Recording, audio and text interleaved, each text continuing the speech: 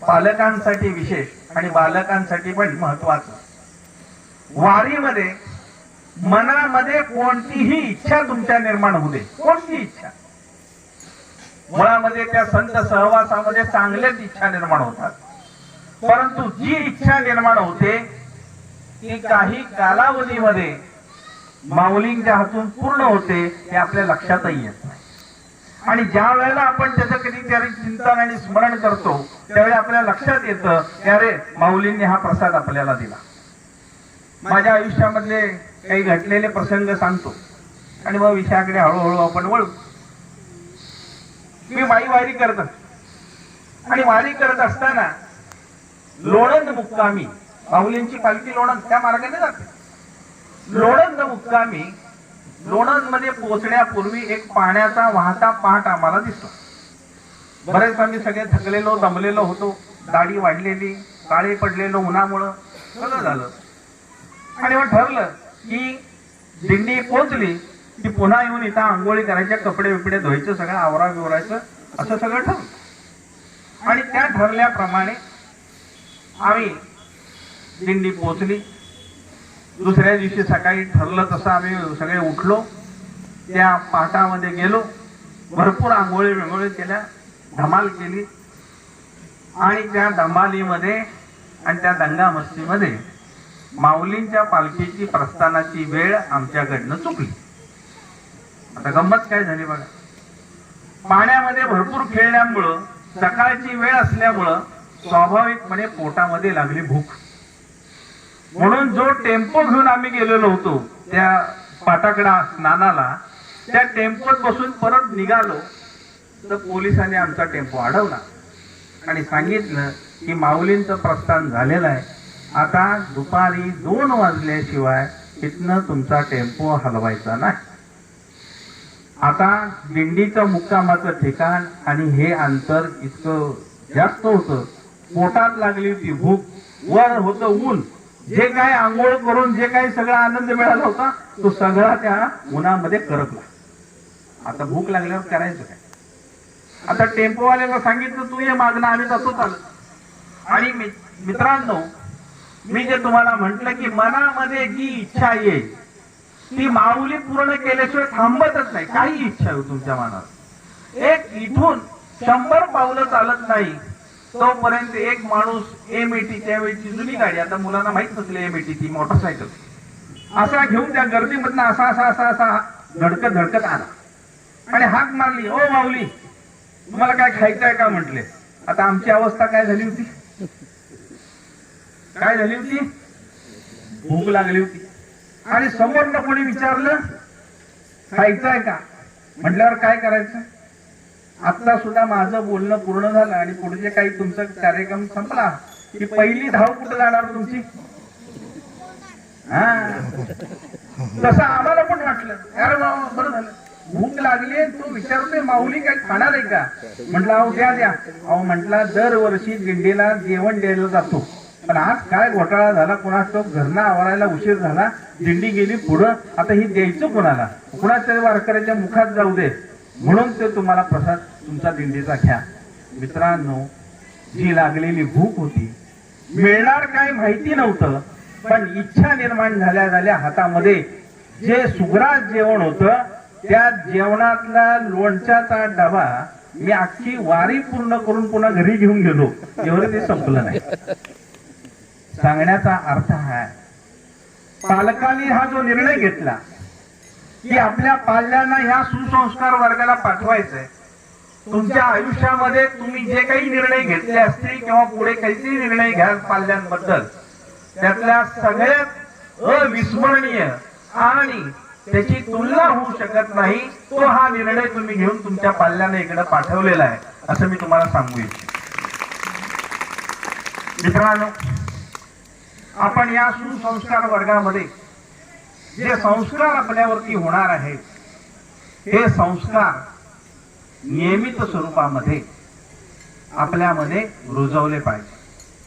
आता महाराजांनी सांगितलं की हे बीजारोपणाचं काम आहे. मग बीज लावल्यानंतर त्याची जमीन आधी स्वच्छ करून मग बीज लावलं जातं. त्याला उत्तम खत घालावं लागतं. जर खत घातलं नाही तर ते बी कदाचित नीट उगवत नाही. म्हणजे बीज लावून उपयोग होत नाही, तर त्याला पुन्हा खत घालावं लागतं. खत घातल्यानंतर त्याला वेळेत पाणी घालावं लागतं.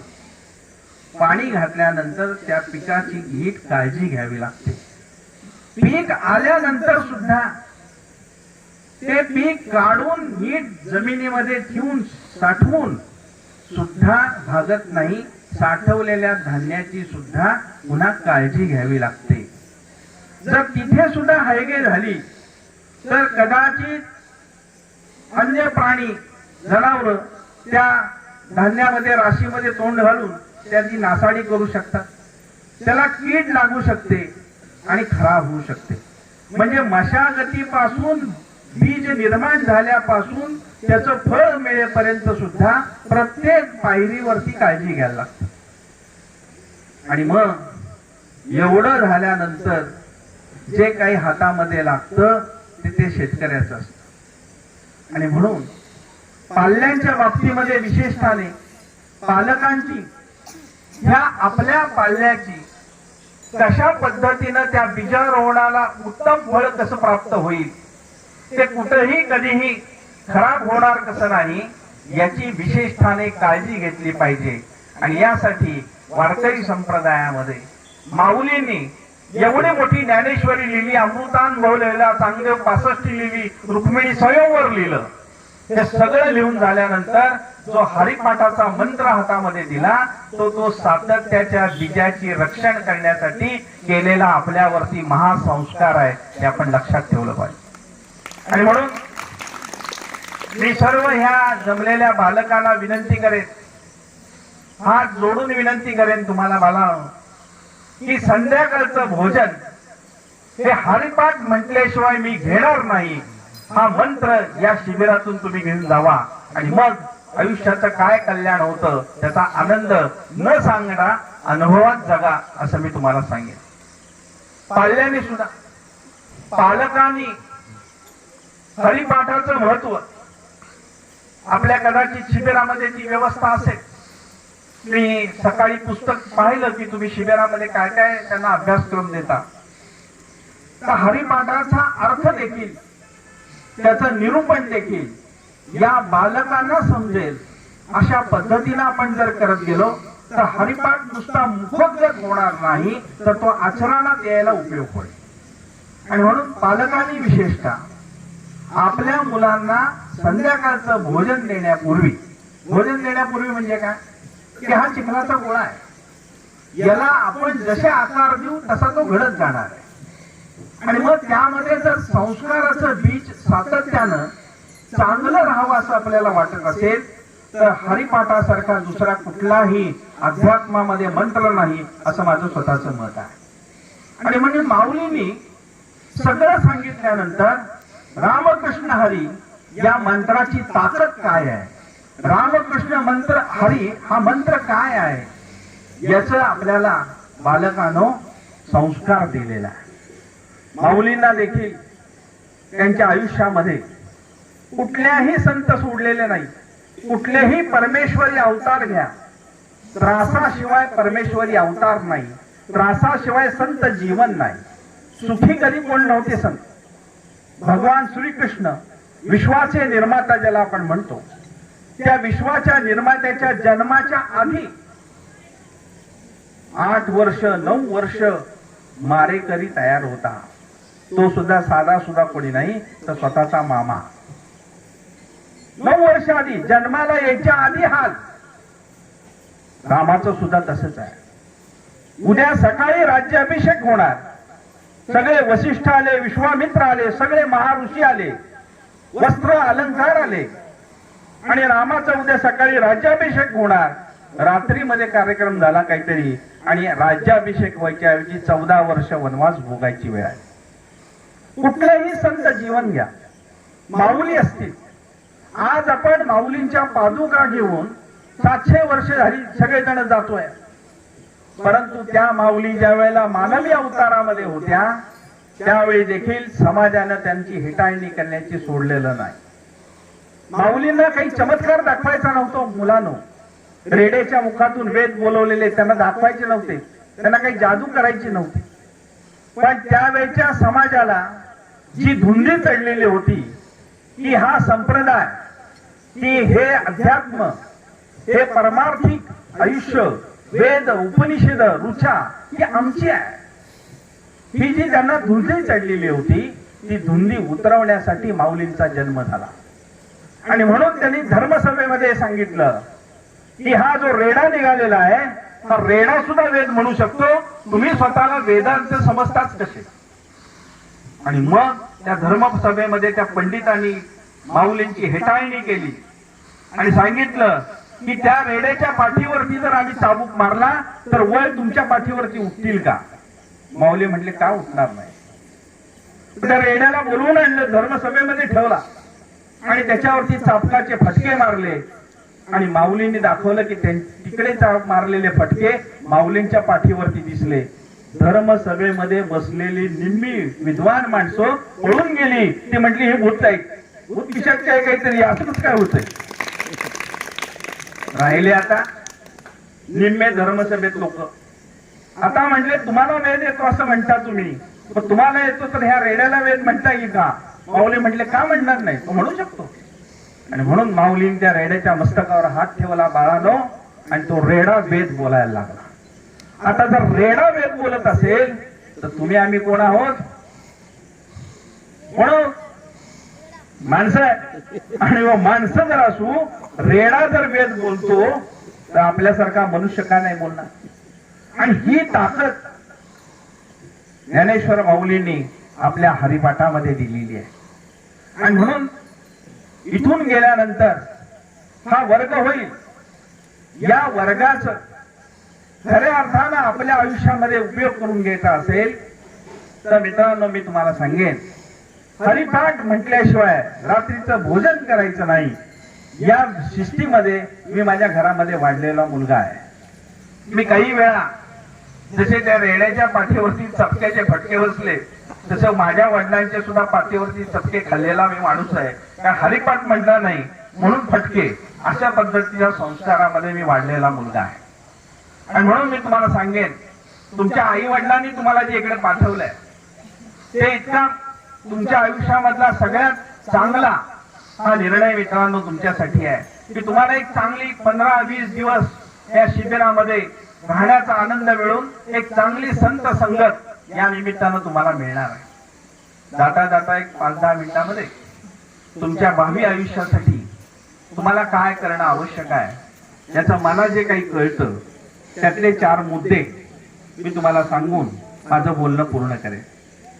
मित्रांनो, तुम्ही या लहान वयामध्ये याकडे जी तुमची पावलं वळली आहे, हे तुमचं मन, तुमच्यावरती चांगले संस्कार, तुमची वाणी, तुमचे शरीर, आहार विहार विचार ह्या उत्तम व्हावे यासाठी हा संस्कार तुमच्यावरती इथं करण्याचा प्रयोग आहे.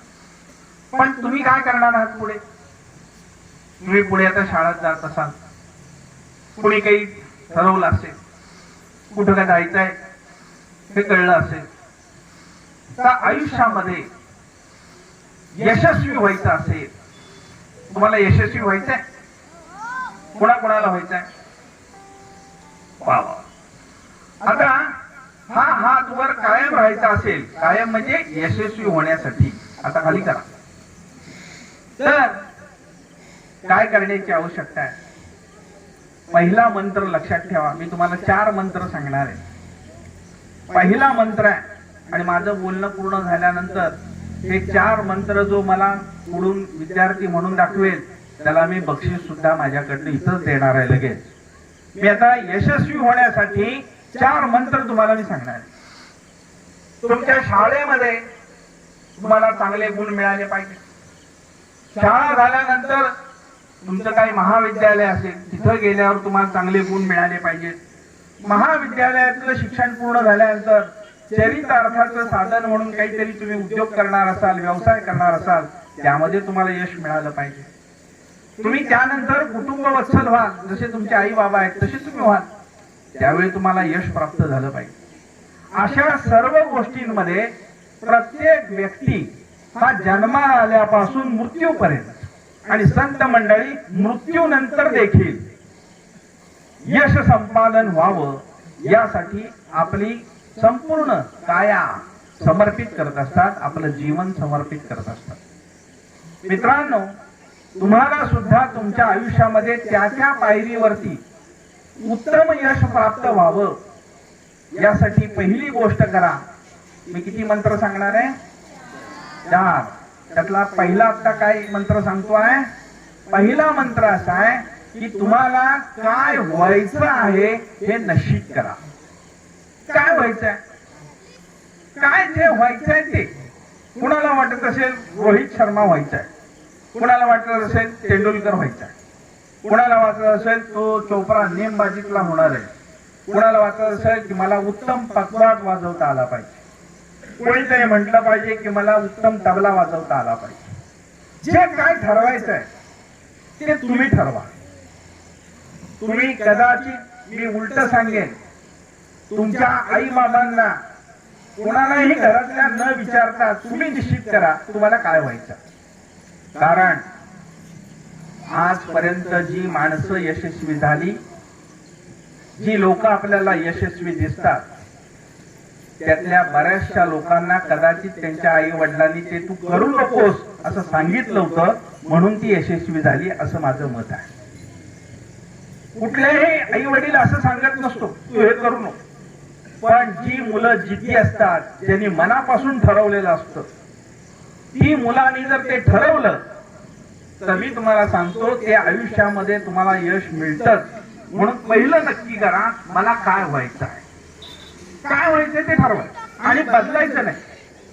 दर 15 दिवसांनी, दर महिन्यानी, नाहीतर आता शिबिरामध्ये काय सांगणार, मला पखवाज वाजवायचा आहे, आणि 15-3 आठवड्याने कुणीतरी मॅच बघायला बसलं, नाही मला आता रोहित शर्मा व्हायचा आहे, असं नाही करायचं। एकदा ठरवायचं ते पक्क ठरवायचं। आणि म्हणून इथून गेल्यानंतर हा विचार करा की मला काय व्हायचं आहे। मी तुम्हाला सांगतो, ज्या मुलांनी, तुमच्या वयातल्या मुलांनी जे ठरवलं ते त्या मुलांनी त्यांच्या भविष्य काळामध्ये तरुणपणी करून दाखवलं, ते त्यांना प्राप्त झालं। अशी अनेक उदाहरणं आहेत। एक उदाहरण तुम्हाला सांगतो। तुम्हाला सगळ्यांना आपल्या देशाचे होऊन गेलेले राष्ट्रपती APJ अब्दुल कलाम माहिती आहे? नाव ऐकलंय त्यांचं? हा, त्यांचं घर रामेश्वर मध्ये, ते रामेश्वर मध्ये राहायचे।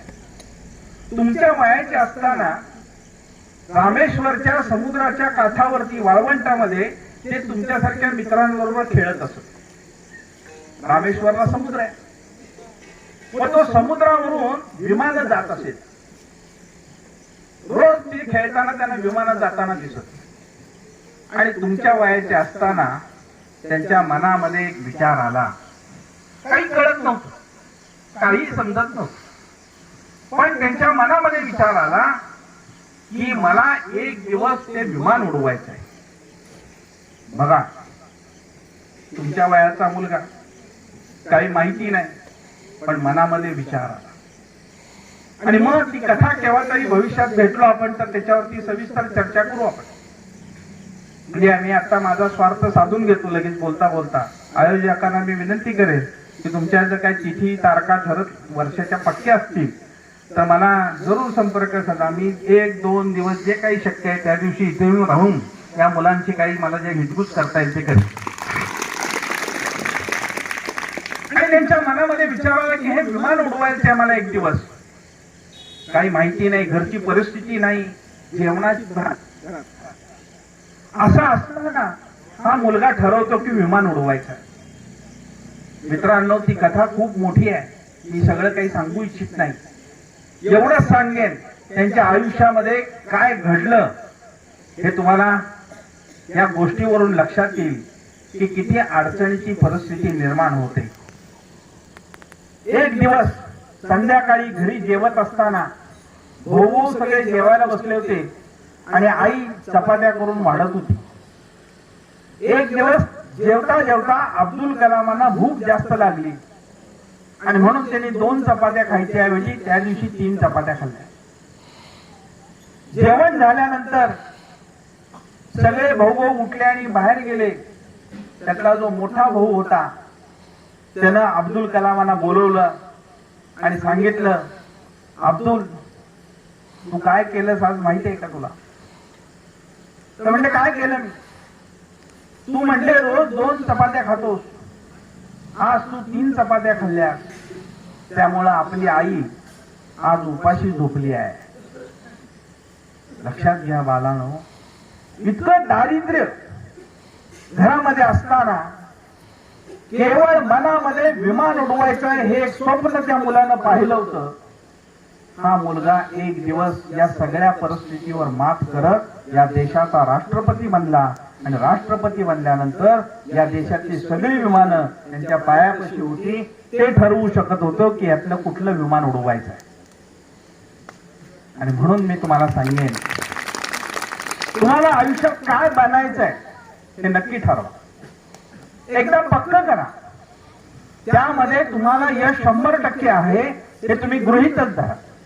ज्या अर्थी तुमचे पाय या वयामध्ये इकडे वळलेले आहेत, त्या अर्थी निश्चित स्वरूपामध्ये समाजामध्ये अनेक मुलं असतील, अनेक तुमचे मित्र असतील, अनेक तुमचे बंधू भगिनी असतील, ते इकडे आले नाही. तुम्ही ज्या अर्थी आलाय त्या अर्थी काहीतरी परमेश्वराच्या मनामध्ये आहे.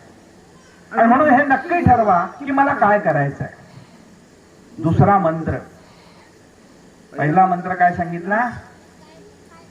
काय करायचंय ते ठरवा. दुसरा मंत्र, जे करायचंय ठरवलेलं आहे त्याच्यासाठी जेवढं ज्ञान मिळेल ते सतत घेत बसा. जेवढं शिकायला मिळेल ते शिका, पण जे ठरवलंय ते, त्याच्या व्यतिरिक्त दुसरी ज्ञान भरपूर आहे, ती घ्यायची नाही. जे मला करायचंय ना तेच. माझे एक मित्र आहेत, त्यांचा मुलगा तुमच्या वयाचा आहे. मगाशी महाराजांनी सांगितलं की मोबाईलमुळे हातात द्यायचा का नाही द्यायचा याचा विचार केला पाहिजे. माझे एक मित्र आहेत, गुरुबंधू आहे, त्यांचा नातू तुमच्या वयाचा, त्याला इंटरनेटवरती खूप छंद, काय करायचं काय नाही. पालकांनी विशेष ही बाब ऐका, ही कथा, ही गोष्ट, ही सत्य घटना आहे. प्रचंड इंटरनेटचं वेळ. वडील एका इंटरनॅशनल कंपनीमध्ये सीईओ, मोठ्या पदावर, सर्वोच्च पदावर, पैशाची काही कमी नाही. आणि हा मुलगा शाळेतून आला की जो खोलीमध्ये जाऊन त्या इंटरनेटवर बसत असे, कुणालाच माहिती नाही काय करायचं. तो आई वडील ओरडायचे, सगळे ओरडायचे, काय ऐकायचं नाही. तो मुलगा ज्या वेळेला 7वी मध्ये गेला, तर खूप महत्वाचा मुद्दा मी सांगतो. 7वी मध्ये गेला त्यावेळेला घरी एक पत्र आलं. ते पत्र होतं सिंगापूर विद्यापीठाचं. आणि त्यांनी त्या पत्रात लिहिलं होतं की हा मुलगा सिंगापूर विद्यापीठाची जी गणिताची परीक्षा आहे त्याच्या पात्र परीक्षेमध्ये यशस्वी झालेला आहे, पास झालेला आहे, आणि याला पुढच्या परीक्षेसाठी सिंगापूरला पाठवा. घरात कोणालाच माहिती नाही. बघा, तुम्हाला आश्चर्य वाटेल की ह्या 7वीतल्या मुलानं इंटरनेट वरून काय करत होता तो, तर नको त्या गोष्टी करत नव्हता. तो त्याला जे हवं ते तो करत होता, ज्ञान संपादन करत होता. आणि तुम्हाला मित्रांनो सांगायचं आश्चर्य वाटेल, पालकांना सुद्धा मी मुद्दामून सांगेन की त्या मुलगा आज सिंगापूर विद्यापीठामध्ये त्याची संपूर्ण शिक्षणाची व्यवस्था, स्कॉलरशिप सिंगापूर गव्हर्नमेंट करतंय. वडिलांना महाराष्ट्रातली नोकरी सोडून त्या मुलासाठी सिंगापूरला नोकरीला जावं लागलं आणि तो मुलगा आता सिंगापूरमध्ये शिकतोय. सर्व त्याचं उच्च शिक्षण सिंगापूर गव्हर्नमेंट करतंय. ज्ञान संपादन करा. ज्ञान संपादन करण्यासाठी अनेक गोष्टी आहेत, परंतु मी काय करायचंय जे ठरवलंय त्याचं ज्ञान संपादन करा, हा त्यातला सगळ्यात महत्वाचा मुद्दा आहे. तिसरा मंत्र सांगतो, प्रचंड मेहनत करा, कष्ट करा. या शिबिरामध्ये तुम्हाला शिकवलं जाईल, स्वतःचे कपडे स्वतः धुवा, स्वतःच सगळं स्वतः आवरा. घरामध्ये अशी नसती सोय. घरामध्ये आई, बहीण आजी कोण ना कोणतरी सगळे कामं करतो तुमची. पण हा जो संस्कार तुम्हाला इथनं दिलेला आहे हा मेहनतीसाठी आहे. ही मेहनत करण्याची क्षमता तुमच्यात निर्माण झाली पाहिजे. आज छोट्या छोट्या मुलांना सुद्धा चष्मे लागलेत. छोटी छोटी मुलं सुद्धा 6 तास 8 तास 2 तास नीट बसू शकत नाहीयेत. त्यांची पाठ दुखते, त्यांचं पोट दुखते, त्यांचे गुडघे दुखतायत, त्यांना बसता येत नाही. मग तुमच्याकडे उद्या कितीही विद्वत्ता असली, पैसा असला, तरी देखील जर त्याचा उपभोग घेता येत नसेल तर त्या सत्तेचा, त्या संपत्तीचा मित्रांनो काही उपयोग नाहीये.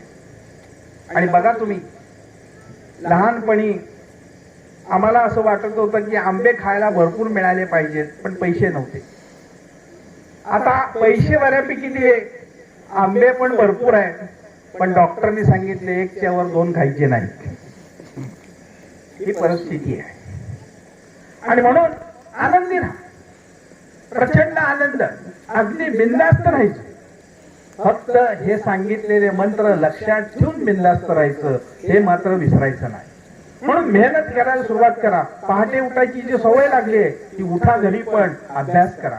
सकाळच्या वेळी केलेला अभ्यास मित्रांनो आपल्या लक्षात राहतो. तुम्ही प्रयोग करून बघा. सकाळी जे तुम्ही गाणं ऐकता ते दिवसभर तुम्हाला गुणगुणत बसता, कारण आपल्याकडे त्यावेळेला ज्या लहरी निर्माण होतात त्या सकारात्मक ऊर्जा देणाऱ्या लहरी असतात. म्हणून आपल्याकडे त्याला ब्रह्ममुहूर्त म्हटलंय, पहाटेचा मुहूर्त म्हटलंय. आणि त्यासाठी इथल्या जे शिबिरामध्ये तुम्हाला जे पहाटे, मी तुमची दिनचर्या पाहिली आहे, पहाटे 5 वाजता तुम्हाला इथं जो उठवण्याचा जो संस्कार केलाय तो त्यासाठी आहे. एक सकारात्मक विचार आपल्याकडे येतो. आणि म्हणून प्रचंड मेहनत करा. 3रा मंत्र सांगितला. बघा, मला बक्षीस द्यायचं आहे तरी पण मी तुम्हाला सारखं आठवण करतोय. पहिला मंत्र काय सांगितला? हा. दुसरा काय सांगितला? ज्ञान घ्या. हा. 3रा काय सांगितला? हा, मेहनत करा, कष्ट करा. बरोबर. आणि 4था मी सांगून मंत्र, जो कोण विद्यार्थी मला 4ही मंत्र म्हणून दाखवेल त्याला मी बक्षीस देणार आणि माझं बोलणं पूर्ण करणार. 4था मंत्र आहे, जे ठरवलेलं आहे ते कधीही बदलू नका. जे ठरवले ते कधीही बदलायचं. कोणीही सांगितलं नाही बदलायचं. त्याच वेळेला आपल्याला मित्रांनो यश मिळतं. आणि म्हणून जिद्दी मुलं जी असतात ती यशस्वी झालेली आपल्याला दिसतात. जिद्दी मित्र असतात ते आपल्याला यशस्वी झालेले दिसतात. आणि मग तुम्हाला पण कोणीतरी यशस्वी व्हायचं झालेलं बघायचं असेल तर जे ठरवलंय ते बदलू नका. काहीही घडो, काहीही. माऊलींच्या आयुष्यामध्ये अनेक प्रसंग आले, तुकाराम महाराजांच्या आयुष्यामध्ये अनेक प्रसंग आले, बदलले नाही. आणि म्हणून आज इतकी वर्ष होऊन सुद्धा त्यांच्या नामघोषाने लाखो लोक असलेल्या संसाराचा सुखाचा त्याग करून 20-20 दिवस, 22-22 दिवस, 50-50 दिवस पायी प्रवास करतात. आणि त्या नावामध्ये मित्रांनो एवढी ताकद निर्माण झालेली असते की पायी वारी करत असताना जर थकल्यासारखं वाटलं आणि जो तुम्ही आता हरिपाठामध्ये ज्ञानोबा माऊलीचा गजर केला, तो जर गजर केला तर कधीही थकवा तुम्हाला जाणवणार सुद्धा नाही. अगदी एखादी गोळी घेतल्यानंतर जसं अंग दुखायचं थांबतं, ताप उतरतो, डोकं उतरतं, तेवढी ताकद, त्यापेक्षा कितीतरी पटीची ताकद त्या ज्ञानोबा माऊलीच्या नामामध्ये आहे. ते का आली आहे? बदलले नाही. किती अन्याय झाला, समाजाने काहीही केलं, वाळीत टाकलं, बहिष्कृत केलं, तरी ध्येयापासून बाजूला गेले नाहीत. आणि म्हणून मित्रांनो, या शिबिरामध्ये जे संस्कार झालेत ते बदलू नका. जे आयुष्यात काय करायचे ते नक्की करा. त्यासाठी ज्ञान संपादन करा, प्रचंड मेहनत घ्या आणि जे ठरवलेलं आहे ते अजिबात बदलू नका. बघा, माऊलीचा प्रसाद तुम्हाला काय मिळेल. ज्या ज्या वेळेला जे जे पाहिजे ते समोर आलेलं सुद्धा तुम्हाला कळणार नाही. इतक्या सहज माऊलीची कृपा तुमच्यावरती, तुमच्या कुटुंबावरती झाल्याशिवाय राहणार नाही. आणि म्हणून या सुसंस्कार शिबिरामध्ये संत फुटाणे महाराजांच्या अवन स्पर्शाने ही जी काही पवित्र भूमी आहे आणि त्याच्यामध्ये जे हे काही वारकरी मंडळी आमची काम करताय, या सर्व मंडळींना असंच यश त्यांच्या भावी आयुष्यामध्ये मिळावं अशी देखील प्रार्थना संतचरणी करतो. या कार्यक्रमामध्ये माझ्यासारखा तसा माणूस आऊट आहे, म्हणजे माझ्या ना डोक्यावर टोपी आहे, मला माहीत नाही, त्यामुळे मी सहज इकडे आलो. ना टोपी, ना धोतर, ना वेश, ना माझ्याचं तुमच्यासारखं माझं ना आचरण. तरी देखील माझी योग्यता आहे का नाही मला माहिती नाही, तरी देखील तुम्ही मला या ठिकाणी बोलवलं आणि या सगळ्या बालचमू बरोबर गप्पा मारण्याची संधी दिली. त्या सर्वांच्या प्रती मनापासून